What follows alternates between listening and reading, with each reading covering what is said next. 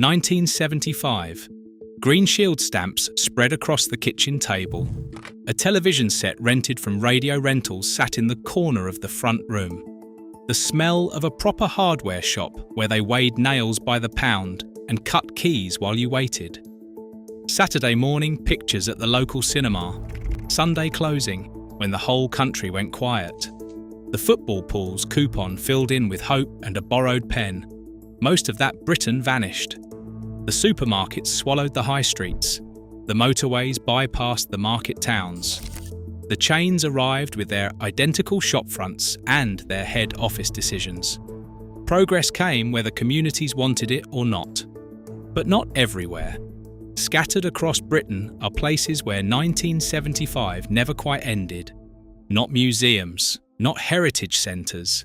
Living communities where the butcher still wraps meat in paper, where the post office still opens on Wednesday afternoons, where the pace of change simply stopped. Now, before we dive in, if you find this helpful, tap that subscribe button. You will not want to miss what is coming next. I have gone through county archives, census records, and local testimonies to bring you 15 places where time genuinely stopped. Some were frozen by accident, some by geography, some by choice. All of them preserve something the rest of Britain forgot. Let us begin in a valley in Derbyshire, where preservation became a way of life. Crich sits perched above the Derwent Valley with a population of around 2,300. The village has been home to the National Tramway Museum since 1959, but the preservation extends far beyond the museum gates. Walk the village street today and compare it to photographs from 50 years ago. The differences are remarkably few. The Cliff Inn still serves from the same bar it always did. The old cooperative building retains its original signage, even though it converted to residential use years ago. The Methodist chapel stands exactly as the Victorians built it. Stone walls blackened by generations of industrial smoke line the lanes. From the village, you can hear the bells and motors of vintage trams running their circuits below. The Crich Area Historical Society has documented this preservation carefully. Long-term residents speak of deliberate choices made over decades. When something needed repair, they matched the original materials. When planning applications arrived, they asked hard questions. This was not accidental. Crich decided to remember who it was. The sound of those trams echoing up from the valley floor connects the village to its industrial past. Lead miners worked these hills. Quarrymen shaped the stone. The memorial tower on the hilltop commemorates the Sherwood Foresters Regiment. Layer upon layer of history visible from a single street. Travelling north into the Yorkshire Dales, we find Grassington in Upper Wharfdale. The population is approximately 1,100. The market charter dates to 1282, and the cobbled square still hosts traders on the same ground. The square itself is lined with independent shops. A hardware shop still sells items from original wooden drawers. The post office has operated continuously since the Victorian era. The Devonshire Arms changed its name to Grassington House Hotel, but the external appearance could fool anyone arriving from 1975. Grassington became a designated conservation area in 1969, and the protections have teeth. Underground wiring keeps the sightlines clean. Traditional Christmas lights appear each December rather than modern LED installations. Alterations to historic shopfronts require extensive approval, but the reality beneath the beauty has grown complicated. Second homes and holiday lets now approach 30% of the housing stock. The year-round population continues to decline. Property prices exclude young families who grew up here. The parish council minutes document ongoing battles to maintain services as permanent residents age and leave. A person from 1975 would recognise every building. They might struggle to find neighbours they once knew. Further south in Suffolk, Lavenham presents preservation of a different order entirely. Population approximately 1,800. over 340 listed buildings in a single village. This was once one of the wealthiest wall towns in medieval England, and the timber-frame buildings built with that wealth still stand. The High Street appears in countless period dramas precisely because it requires no set dressing. The Swan Hotel has welcomed guests for over 5 centuries. The Guildhall passed to the National Trust in 1951, and they have maintained it ever since. Crooked buildings lean against each other as they have done since Tudor craftsmen raised the beams. Walk these streets on a quiet morning and the physical past surrounds you completely. The Church of St. Peter and St. Paul dominates the skyline with one of the finest perpendicular towers in England. The wool merchants who built it intended to impress God and each other. They succeeded at both. What has changed lies beneath the preserved surfaces. The working wool industry vanished centuries ago. Antique shops and tea rooms replaced practical traders. Affluent commuters from London discovered the beauty and brought city salaries to a village economy. Average house prices now exceed £450,000. When buildings are protected but communities are priced out, we must ask what exactly has been preserved. The beams and the glass and the crooked doorways remain. Whether the village itself remains is a different question. Now we turn to places frozen not by conservation orders but by circumstance. Towns that time forgot because investment looked elsewhere. Shildon in County Durham holds a unique place in railway history. Locomotion number 1 ran from here in 1825, launching the age of rail travel. The British Rail Engineering Limited works provided employment for generations.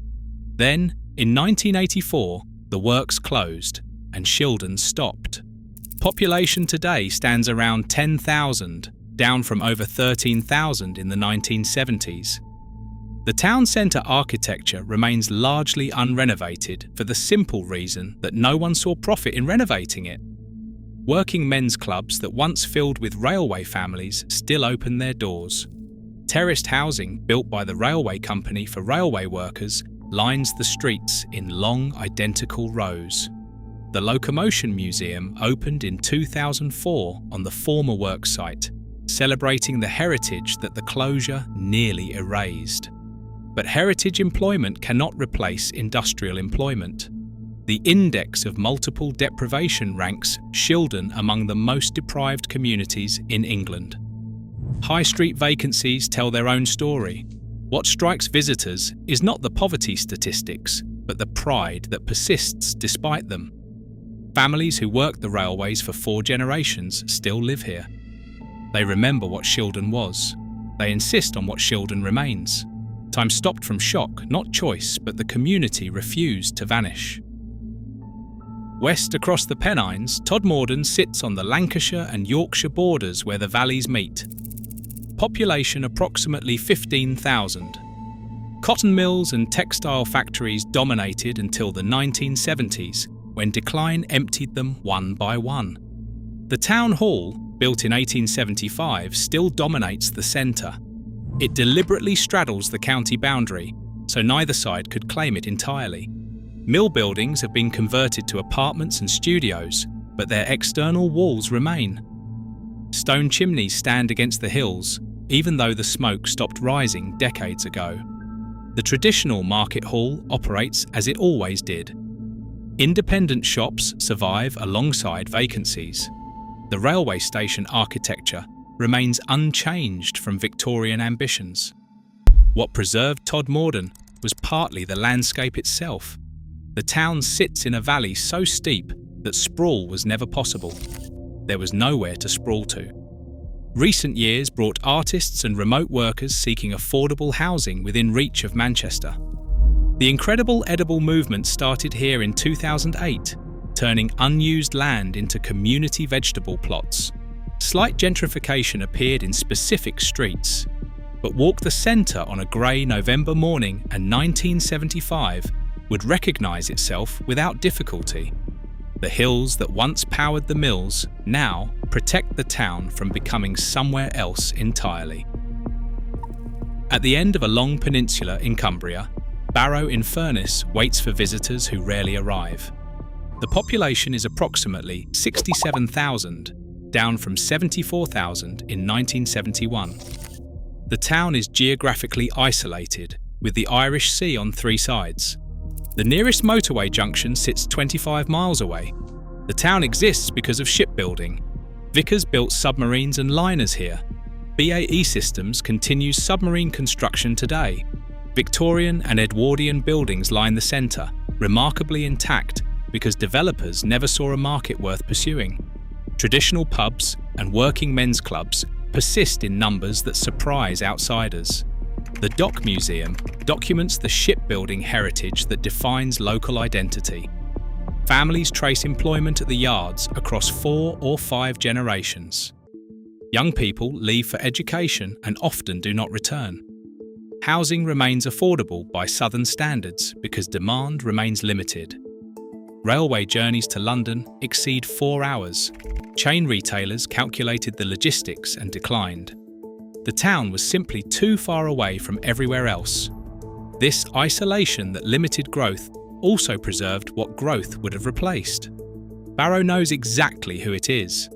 A shipbuilding town building submarines for the Royal Navy. The work is sensitive, the location is remote, and the community waits patiently for the rest of Britain to remember it exists. Deep in the mountains of Gwynedd, Blaenau Festiniog presents preservation of an almost geological permanence. The population is approximately 4,700, down from over 12,000 at the slate industry peak. Victorian terraces built for quarry workers climb the hillsides. Slate waste tips rise hundreds of feet, artificial mountains created by generations of extraction. The grey slate buildings stand against grey slate tips against grey Welsh sky. Chapel architecture dominates as it did when nonconformist faith drove these communities. The Lechwed slate caverns opened for tourism in 1972, transforming working minds into visitor attractions. The Festiniog Railway connects the town to Porthmadog on narrow gauge tracks laid for slate wagons. UNESCO designated the slate landscape of northwest Wales a World Heritage Site in 2021. The tips themselves are now protected, mountains of industrial waste deemed worthy of international recognition. Shop fronts that could date to 1925 persist alongside charity operations and vacancies. The quarrymen who shaped these mountains are gone. The chapels that shaped their Sundays stand half empty. Welsh language remains strong despite the population decline, preserved through schools and community determination. The visual landscape would be immediately familiar to anyone who left 50 years ago. Grey on grey, beautiful in its severity. On the North Yorkshire coast, Whitby presents a different preservation entirely. Population approximately 13,000. It is famous for the abbey ruins on the cliff, for Captain Cook who learned seamanship here, and for Bram Stoker setting Dracula scenes among these streets. The 199 steps to the abbey have not changed since 1370. Cobbled streets in the old town squeeze between buildings that predate any planning regulation. Traditional fish and chip shops operate from premises their grandparents opened. The swing bridge over the harbour still divides east from west. Tourism exploded over recent decades. Gothic and alternative culture adopted Whitby as a pilgrimage site. The Goth Weekend draws thousands each April and October. Jet jewellery shops sell mourning accessories as they have since Victoria made black fashionable. But the physical town could not expand. Sea on one side, moors on the other. Medieval street patterns could not widen for modern traffic. Buildings squeezed together because there was nowhere else to squeeze. The visitor experience in 1975 and today remains remarkably similar. The same walks along the pier, the same views of red-roofed houses climbing the cliff, the same queue outside the Magpie Cafe waiting for fish fresh from the boats. The atmosphere itself was worth preserving, and the geography did the work. Now we turn to communities that survived, not through geography or economic stagnation, but through something harder to measure. Social fabric persisted when logic suggested it should fray.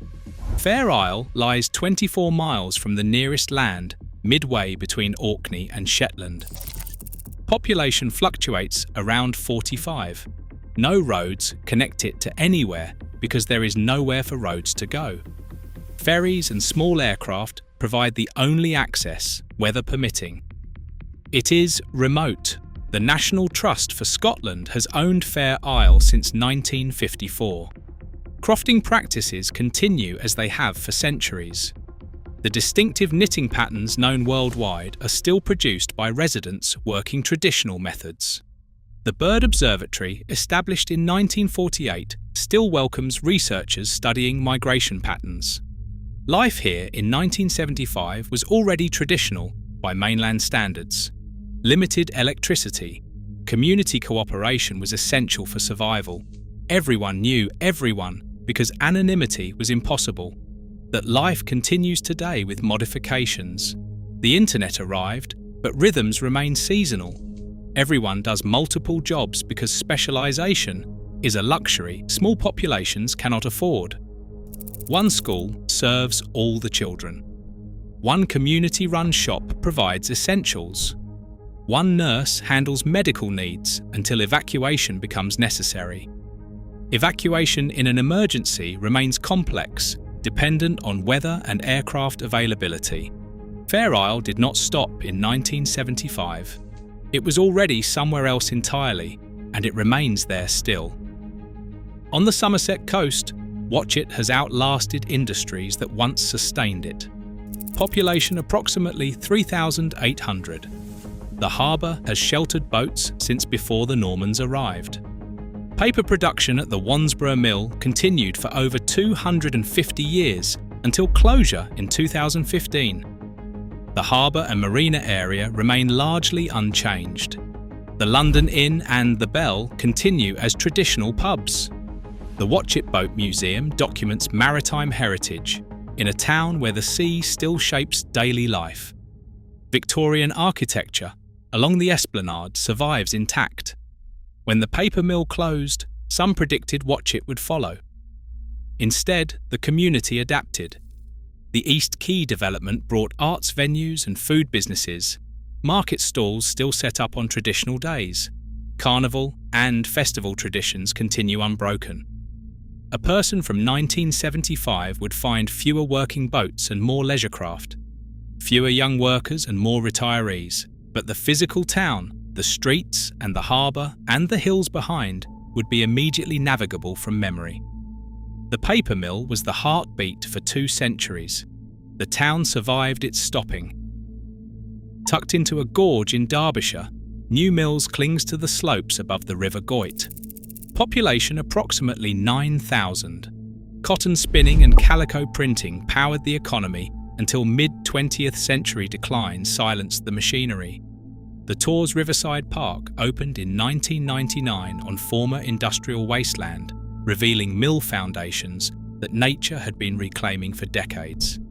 The town centre on the ridge above remains unchanged in basic structure. The Set Valley Trail follows a former railway line.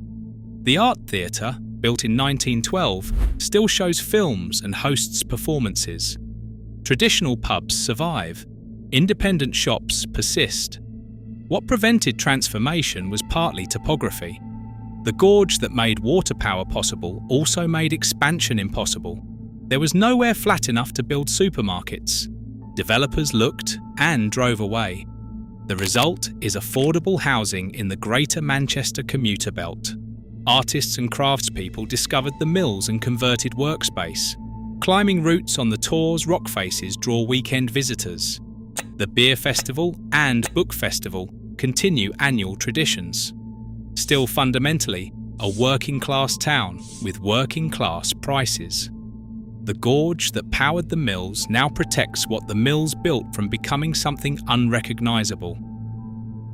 In Northumberland, Corbridge has maintained its market town character longer than most places have existed. The population is approximately 3,000. Its Roman origins lie at the Causticum fort nearby. The stone bridge over the Tyne has medieval foundations. Independent shops line Hill Street and Main Street. The Angel Inn continues as a coaching inn, though the coaches stopped running generations ago. St Andrew's Church contains Saxon stonework more than 1,000 years old. The fortified Vickers Pelly Tower stands as a reminder that the Scottish border once meant danger. What preserved Corbridge was partly the sparse population of Northumberland itself. Development pressure remained lower than in the more crowded southern counties. No major road improvements transformed the area. The agricultural economy provided a kind of stability that industrial towns never enjoyed. The same family names appear on some shop fronts across generations. Christmas markets and agricultural shows follow calendars unchanged for decades. A visitor from 1975 would need only a smartphone to complete their confusion. Everything else would be where they remembered it. Sometimes nothing dramatic happens, and that becomes the story itself. We come now to places where preservation was not accident but argument. Communities that looked at what was coming and said no. Hay-on-Wye sits on the Welsh and English border with a population of approximately 1,900. In 1961, Richard Booth opened his first second-hand bookshop in the town. By 1975, Hay was already becoming the town of books. Booth was eccentric, visionary, and entirely serious about what he opposed: chain stores, corporate standardization, the death of independent commerce. In 1977, he declared Hay independent from the United Kingdom in an act of symbolic rebellion that made international news. The castle where Booth established his original shop still sells books. Over 20 second-hand bookshops operate in a town of this size. No chain bookshops exist because community consensus prevents them. The Hay Festival of Literature launched in 1988 and now draws over 100,000 visitors annually. This was deliberate. Booth built a model and others copied it. Towns in France, Germany, Japan looked at Hay and built their own book villages. But Hay was first and remains definitive. House prices rose with desirability. Writers and readers colonised what was once a quiet agricultural market town. Booth himself died in 2019, but the model survives. The bookshops remain. The principle remains. A town that decided what it wanted to be and became it. Further south in Devon, Totnes presents community resistance of a different character. Population approximately 8,500 on the River Dart. An ancient market town with castle ruins and a medieval street layout. But the preservation here is ideological as much as architectural. The Narrows, the main shopping street, maintains its medieval width because widening would destroy what makes it distinctive. Independent shops dominate.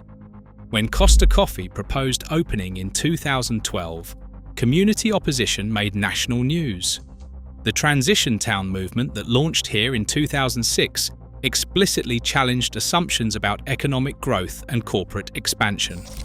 The Totnes pound, a local currency, circulated between 2007 and 2019. Community campaigns against chain stores succeeded repeatedly. The values that drive this resistance attract residents who share them, creating a self-reinforcing culture of independence. Critics find Totnes precious or exclusionary. Prices exclude those without comfortable incomes. The aesthetics favour certain classes over others, but the physical preservation is undeniable. A visitor from 1975 would find the buildings identical and the attitudes familiar if intensified. Totnes is not 1975. It is what 1975 might have become if communities everywhere had organised differently. Finally, we arrive at Settle in North Yorkshire.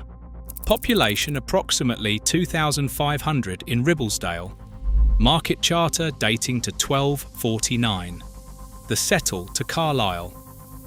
railway line was famously saved from closure in 1989 through one of the most successful preservation campaigns in British transport history.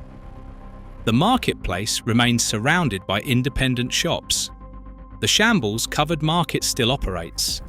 The Naked Man Cafe takes its name from a carved figure on the building exterior. The Folly, constructed in 1679, stands as one of the most remarkable vernacular buildings in England, its carved facade unlike anything for miles around. No particular movement drives preservation here. No transition town ideology. No symbolic independence declaration. Just a market town continuing to be a market town. Shops change hands, but the format persists. Community events follow traditions established beyond living memory.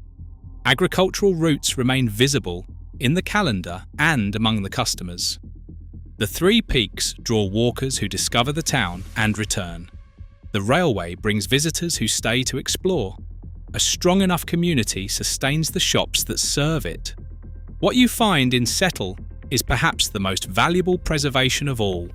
Not frozen, not defended, simply continuous.